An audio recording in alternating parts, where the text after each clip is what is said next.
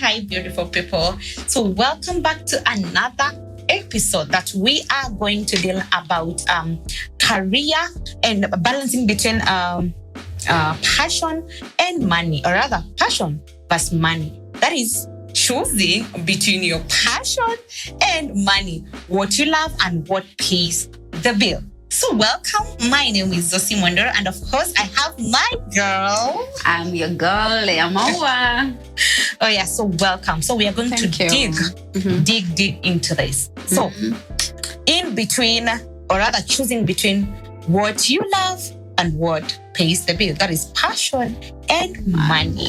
So my dear, so if now money was not an issue at all, would you still be doing what you are doing right now? Absolutely, yes. That tells me you are so passionate in what you are doing. I love what I'm doing. Oh, wow. That's very nice. So, my dear viewer, my dear listener, tell me, between what you love and between what pays your bill, what do you consider?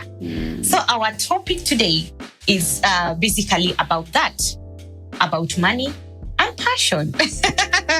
I know most people started with passion, what they love, but it ended like they ended like not doing exactly what they love. Probably maybe it wasn't sustainable enough, or maybe they did not get the opportunity of doing what they love. So they ended up doing what?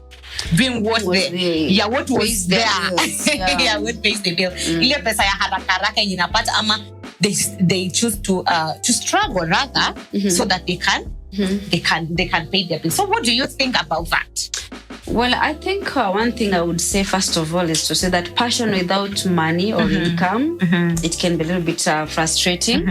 So sometimes, as much as someone wants to pursue their passion, it can be so tricky when we only get encouraged or motivated to continue with what we do as passion when there's something coming in. Always sometimes just always giving your energy, giving your vibe, giving your time without returns, it can be a little bit frustrating. Yeah, very. And also, again, also on the other side, money without a purpose can feel empty. I've known of people who have a lot of money. What they are doing is not what they love doing, but it gives them a lot of money, but they still feel there's something that they need to pursue. There's no fulfillment. So both sides, both having a passion that it's tricky, it's in between. So it's always good to pursue. And that's why you normally hear most of the time say, when you have a job, like whatever that pays your bill, also run a side hustle, maybe that runs with your passion, what you love doing. For example, camera is my thing. I love this. I will do it for free. Oh wow! I will do it for free. Anytime I'm sleeping and the camera is on, call me. I'll be there. I'll show up. Now I know. In the middle of the night, I'll show them. But on the other side, I'm a nail tech. I run a business. I run a fashion design. That is business. That's what pays my bill. Yeah, wow, that's nice. And yeah, true. It is so frustrating that you're like you abandon passion for money, and really, not really. Okay, some people abandon passion for money, and some abandon money for passion. Now you see, if you abandon passion for money, that means you're not doing what fulfills you. And then when now you abandon money for passion, and then you have not reached at a point where you can earn yourself, it's also so frustrating. So my dear viewer, tell me, or rather tell us, are you doing your passion, or rather you are just doing something to like survive? Are you doing something to your fulfillment, or are you doing something to survive? Tell us in the comment section below. But here I can see our girl has already said she's doing what she loves the most, and which is good. So many things that lead to stress. I mean, both two. If not taken care of, they can lead to stress. Because you think of where can I get money to pay my rent this month?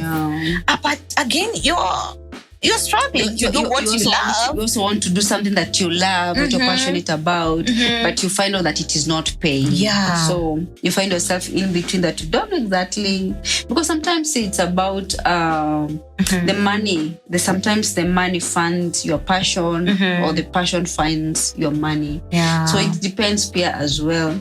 So that's why I say like we need to balance and to know what's your passion, what exactly do you love, and what else can you do that at least you can be able to do both, so that you understand. Because again, like for example, like you said, myself, I didn't abandon what I loved or my passion to look for the bag. I realized it may take some time. No Rome was not built in one day, right? True. So I realized it may take a little bit, and I have bills on my table that I need to sort out. So I had to start something. Now once it's settled, now here I am. True. Now what pays my bill, it's now fueling my passion. And by the time, with no time, they all meet somewhere. They both start paying me. It's enjoyable from both sides. And that's very important. I think people should balance in both. I mean, if you want to pursue your passion, then you have to be fully, like you have to be fully ready, or rather to be fully equipped. In essence, that if you want to pursue your passion, or rather you want to do your dream job, you need to be sure of what. Rather, maybe let's say, for example, a capital, or rather you want to open now you're doing Havila, right?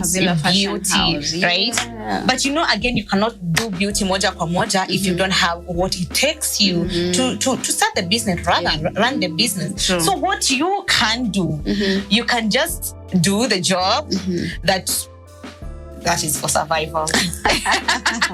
You can do the job at least, gather enough capital, or rather enough resources for you to do what? To pursue your passion. I think that way it can at least take you somewhere that you may avoid unnecessary stress. Because if you have money and then you feel like, I need fulfilled by the way, because it's not what I'm doing. And there are some people out there, when you wanafanya kuridhisha watu wengine, trust me, they will do with a lot of frustrations. Let's say, for example, those who study a certain course because their parents, or rather the parents, or rather their guardian, waliwaforce wafanye, ama wanafanya kwa sababu wazazi wao wanafanya nini? Wanataka wafanye hivyo. But guess what? They will do this, but with the fact that hii ni ya mzazi, or rather hii nimeambiwa nifanye, but it's not what na atakuwa afanye kazi kwa nini, kwa money. Let's say, for example, have you ever found yourself in a hospital where you find a nurse, or rather a doctor, who is not even interested in your case, and you're wondering, are you really a doctor? Are you sure you're supposed to be here? And you find like, maybe in such circumstances, because they were forced. They are frustrated with the career they are in. They just did for the sake, but it wasn't their passion. And it's so frustrating in both mwenye anafanya kazi na mwenye anafanyiwa. Because for example, I attend a hospital, God forbid I'm not going to any hospital anytime soon, and I find a nurse who is not even ready to like serve me the way it should be. You know, it is a frustration in both sides.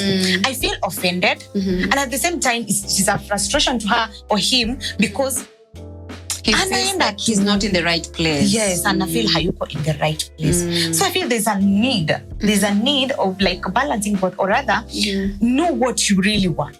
So if you want to pursue your passion, it's okay to like survive fast. I call it survival because it doesn't fulfill at some point. So you can just find a job, do a job, gather enough resources, and then go for your passion. Who doesn't want to fulfill a passion anyways? Everyone wants to do to fulfill a passion. So and also maybe on the same point, I would say we've talked about passion versus money. Now when I talk of money versus passion, financial stability, it has a way, especially for me who is in business. I've come to learn that financial stability, my friend, it creates room for creativity. I have maybe, let's say, for example, a podcast, or maybe something I want to run on, or have my music I want to produce. and I don't have the money. Yes, I have the passion, I have everything. I have me as the capital, I have me as an asset, but now I need money because again, what am I looking up to for a good production of the video or maybe the audio? So I would say that financial stability, it creates room for creativity. I will be able now to hire the producer that I want, the one that I feel they are more talented. I'll be able to go to the best of places that I want to do. I'll be able to say I want this kind of a video, this kind of dress code. What has enabled me that? Money. Money. I call it survival again. But yes, it's money. I mean, everybody needs money to do something. Yeah, so that's very good. That's very good. And now let's talk about what actually keeps people in job and leadership spaces. Like something like soft skills, right? Yeah. So let's talk about that. Tell me something about soft skills. Soft skills. Or what keeps people in their jobs or in their leadership space. Wow. Well, I think one of them, what makes people stay in a job, first of all, is communication. Because sometimes you find out maybe as an employee has done something that is not right according to the company's policy and all of that, but they are not communicated. They were not communicated well. Or on the other side, maybe the employee, the employer now, they need something from the employee, but the employee are not communicating effectively. So either the boss will lose the person or the person will lose the job. Yeah. So communication is key, and it's a soft skill, and I would encourage anyone, either in business, at home, the Gen Z, to learn it in a very wide way. Learn how to communicate. Learn to understand. We normally say whenever you get into a room, first of all, even before you speak your mind, before you speak what you think you are right about, read the room temperature. Sure. Know what to say and what not to say. Because in the two, between the employer and the employee, there's one who loses the other. Not because of they don't have the experience, not because they don't know their job, but simply because of bad communication. Yeah. And it is very true, by the way. There are people that you find it very difficult to work with. Like, you find someone who is very talented and who is very capable of doing the job, or rather doing that work. But you find it very difficult to work with that person because this person doesn't have the skills, or rather the soft skills to keep them. Actually, when you talk about that, my mind is ringing on it's called emotional intelligence. Yeah, some people, they react so very fast. Which sometimes you need to learn people and understand them. If it's your boss, learn and have that emotional intelligence. Read the room.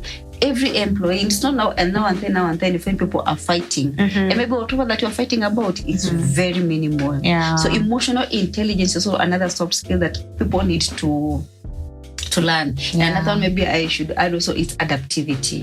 Hey, my friend.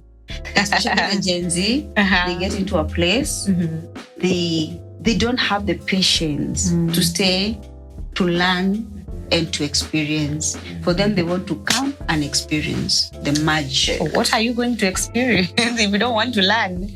The magics. Yeah. So it's also nice. It's also a soft skill that maybe we also ought to learn when it comes to this area of a passion and the money. Yeah, it is very important. You know, there are those people like they don't communicate at all, and you're wondering, how are we going to work, or how are we going to do this? You can find someone akopoa kabisa, anafanya vitu zake vizuri, but this person doesn't even communicate. You don't know how they're doing things. You don't know, like, no integrity at all. Nothing. And when you're in spaces like in workspaces, there are things that you really need to have, like integrity. Integrity. It's also actually another soft skill. It's very important. Yeah, you have to be a person of integrity. And actually, for me, like, for example, what I've experienced in my life, I think integrity, it carries the entire weight of everything. True. It's very important. And then it is not, you can be able to notice, even in silence, you can be able to notice integrity in someone. And that's why you find out someone, they've been employed, so many of them, but at some point in life, you don't know what happened. and the way they used to do their work. There's a level of integrity somewhere. The boss maybe, so this person, they are good, yes, in what they do, but they lack integrity. Integrity helps you. People can trust you. For example, a new employee can just join maybe a company just the other day, and they found you who've been there for 10 years, and they get promoted. There's something that the boss saw in that person, because integrity can be seen even in silence. Another one is humility. Humility keeps you teachable. When I join a company, and maybe I'm given a good position. Maybe I was never into maybe that level, that caliber before. So when I joined there and I saw myself like I'm proud, I'm Mwandoro kusema, it may deny you an opportunity even for working or even promotion.